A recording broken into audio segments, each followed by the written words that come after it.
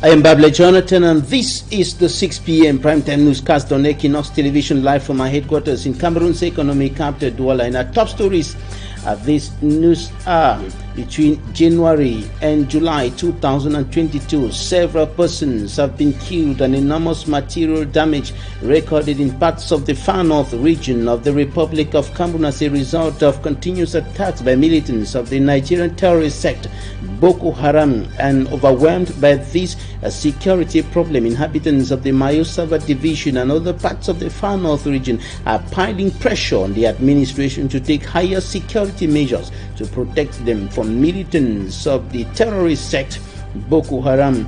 And in the Tigray region, Ethiopia, several persons still trapped in the security tensions over there. Many millions of persons in need of food aid, and World Health Organization boss laments over his inability to help his relatives who are in that part of Ethiopia.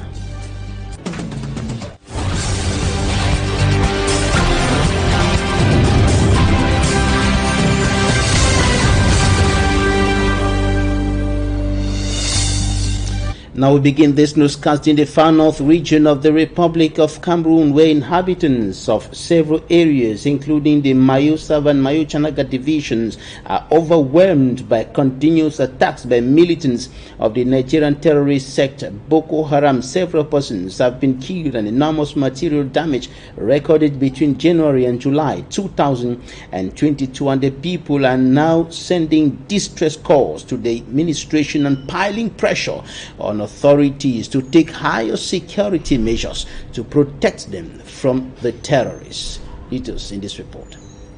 Locals at the esplanade of the Senior Divisional Office in Mora, Mayo-Sava division of the far north region of Cameroon.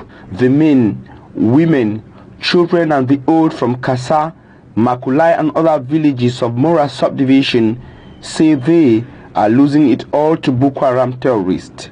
Abandoning their villages, homes and properties, the people told the senior administrative officer that they want a permanent military base in Kassa to counter repeated attacks and killings in the hands of Boko Haram terrorists. In 2020 only, Kassa and Makulai witnessed over 58 Boko Haram terrorist attacks with enormous material and human loss. Between January and July 2022, at least 18 people were killed by Boko Haram in successive attacks in this zone of the Mayo-Sava division, according to locals. Apart from Kassa and Makulai, villages like Hamzia, Zanwala, Wisla, Tegedele, and Miseleya have been repeatedly attacked by Boko Haram.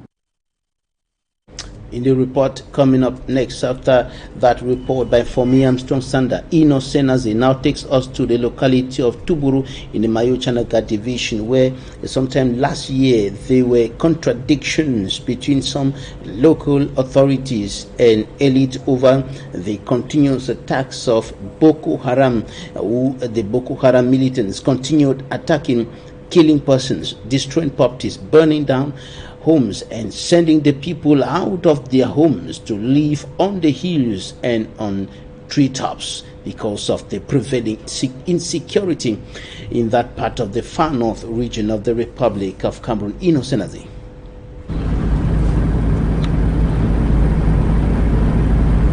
Golombali and Mayonda, localities found in Tuburu subdivision, Mayore division of the North region, have been characterized for several months by insecurity. Roads are deserted with calm of a graveyard, and mostly the crow of a cock is heard.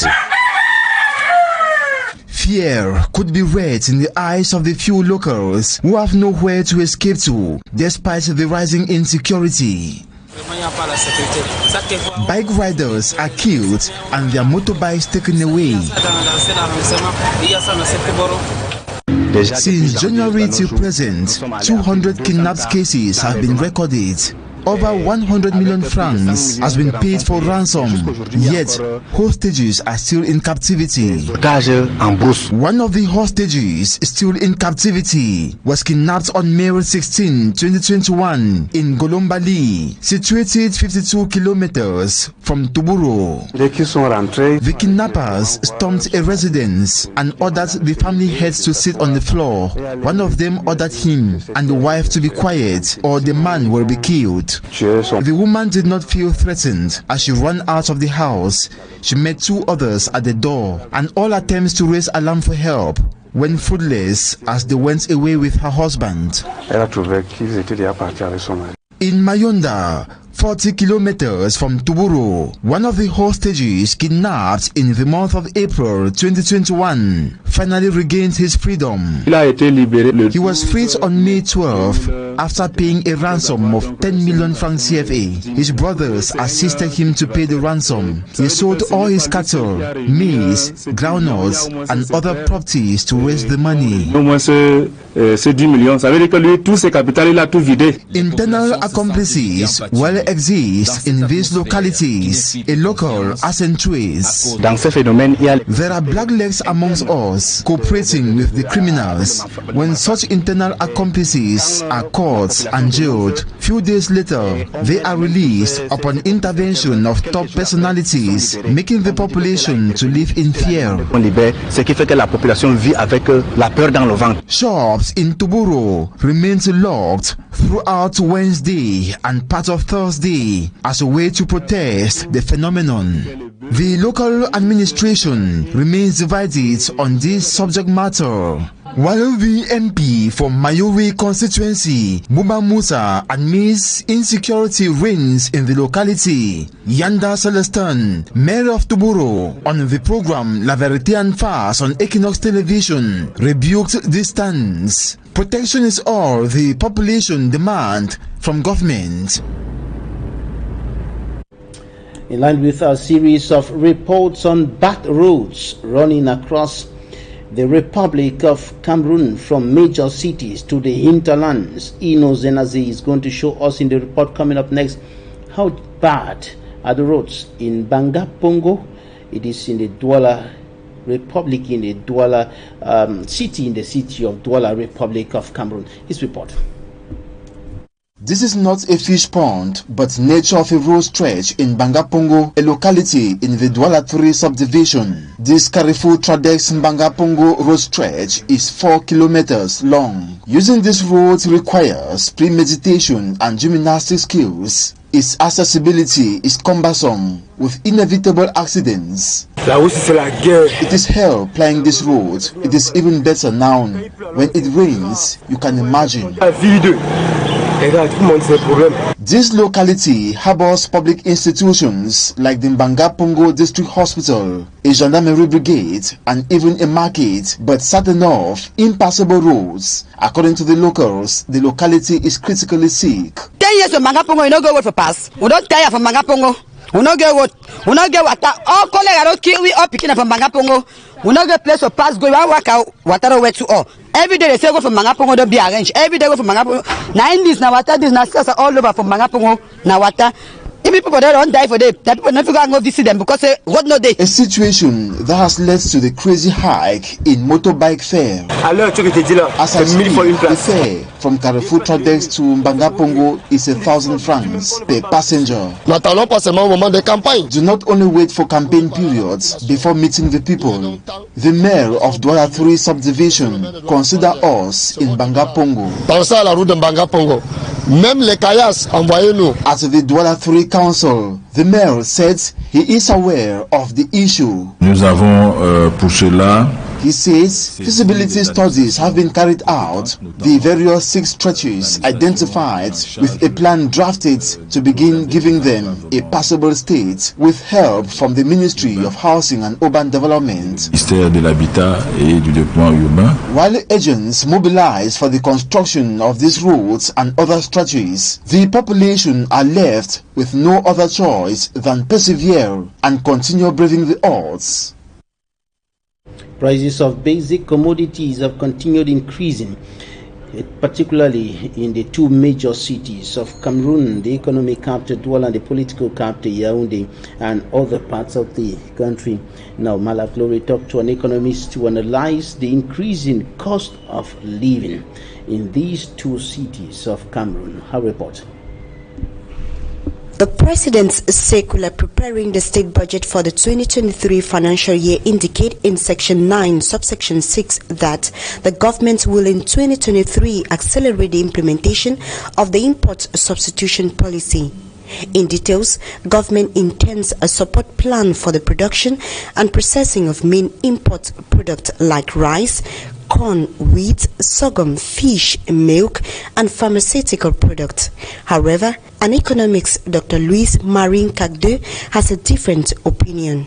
Vous ne pouvez pas du jour au lendemain supprimer les exonérations sans You cannot just suspend the exoneration without putting immediate substitute. Benefits for local production should be guaranteed. Le bénéfice des exonérations par la production au niveau local. Et donc, according to him, it will be necessary to get inspiration from the banana sector, wherein taxes have been limited in order to facilitate its production. Direct measures should be put in place, that is, 7 years of exoneration on rice production, wheat, maize, etc. This is because these are main products consumed by Cameroonians.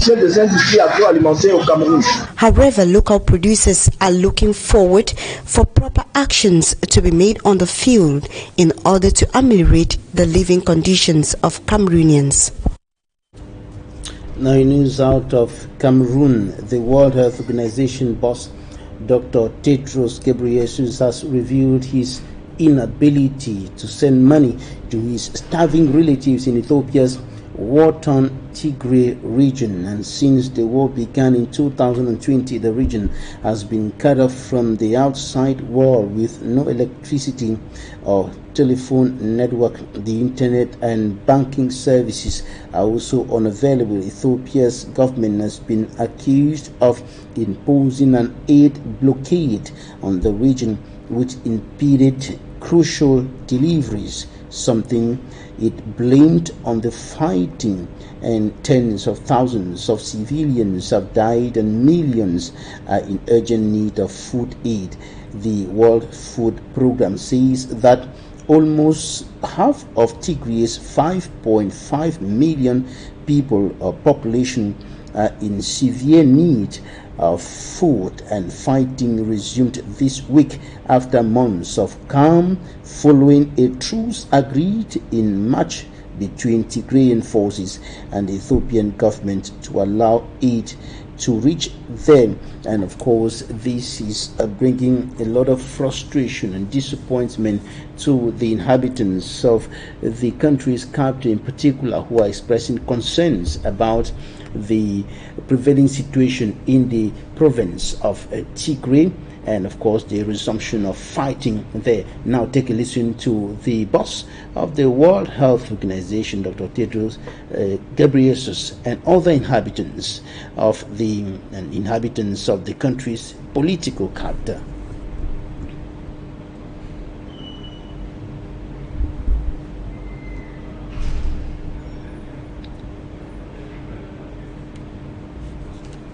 I will tell you my own story. I have many relatives there. I want to send them money. I cannot send them money. They're starving, I know. I cannot help them. I cannot help them. I can help them. I can share from what I have. I cannot do that because they are completely sealed off. I want to speak to them. It's a long time since I have spoken to them. I can't speak to them. I don't know even who is dead or who is alive. I was shocked when I heard the news this morning. We had hoped that we were ready for peace, but now our home is gone. If they start the war, it would not be good for the people of Ethiopia and Tigray. Those who pick up their weapons are not thinking about the people. It's not too late to put those weapons down and come to the table to talk. This is something the Ethiopian people should come out and say. Enough is enough. ከሰላም በላይ ምንም ነገር የለም። ጦርነት There's nothing bigger than peace. War takes lives, money, and damages the country. And then we'll become a toy for anyone while busy killing each other. But there's a thing called give and take. If we really think about Ethiopians, if we really love our country, we shouldn't be at war. We know what war is like. We've lived through it before.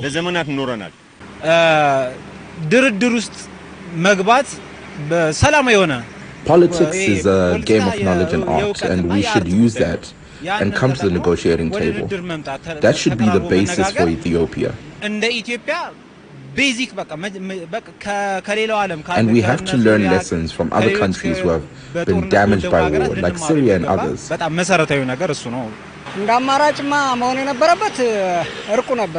choice should have been negotiation and peace. We saw what war did last time, and it will do the same thing again. The main thing is peace. If that doesn't work, there's nothing we can do. The indomitable Lions of Cameroon will not be idle during the FIFA break. Next September 2022, the Lions will play 2 friendly games against Uzbekistan, described as a no-name on the football scale across the world, and an experienced South Korean side. Now Smanjikan tells us more about these 2 opponents of the indomitable Lions. Be a busy month of September for the indomitable Lions of Cameroon.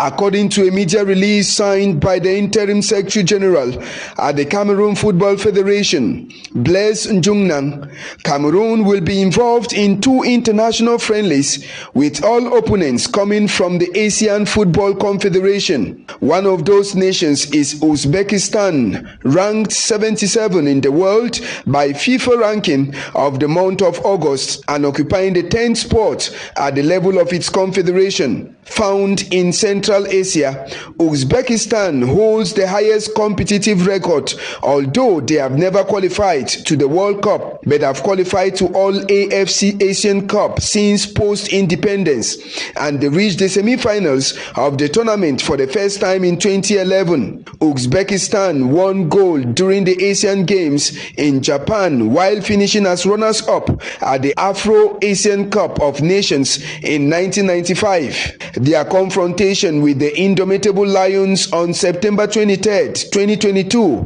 at the Guyang Stadium will be the first time both are meeting.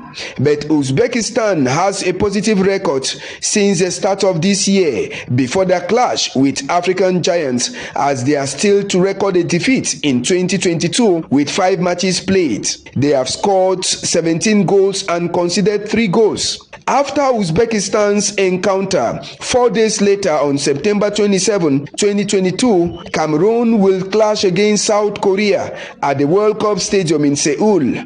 South Korea, ranked 28 in the world by FIFA, is the 3rd best nation in the AFC zone. If Uzbekistan is an inexperienced team, South Korea will be appearing at the FIFA World Cup for a 10th time and have won the Asian Cup 14 times and played at the FIFA Confederations Cup once. The game with South Korea will definitely be a better test for Cameroon's indomitable Lions. These international friendlies are geared at preparing the indomitable Lions for the next FIFA World Cup that comes up in Qatar from November 20 through December 18, 2022.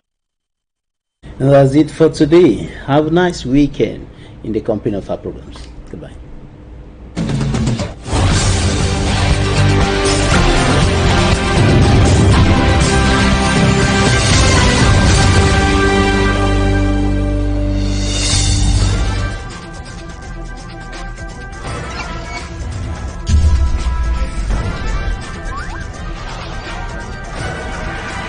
Equinoxe Télévision, au-delà de l'image, nous rendons compte. If you suspect you may have a coronavirus infection, please call your healthcare provider in advance and let them know you are coming. This can help them be prepared. WHO recommends preventive measures to reduce your risk. Wash your hands frequently using soap and water or an alcohol-based hand rub. Avoid touching your eyes,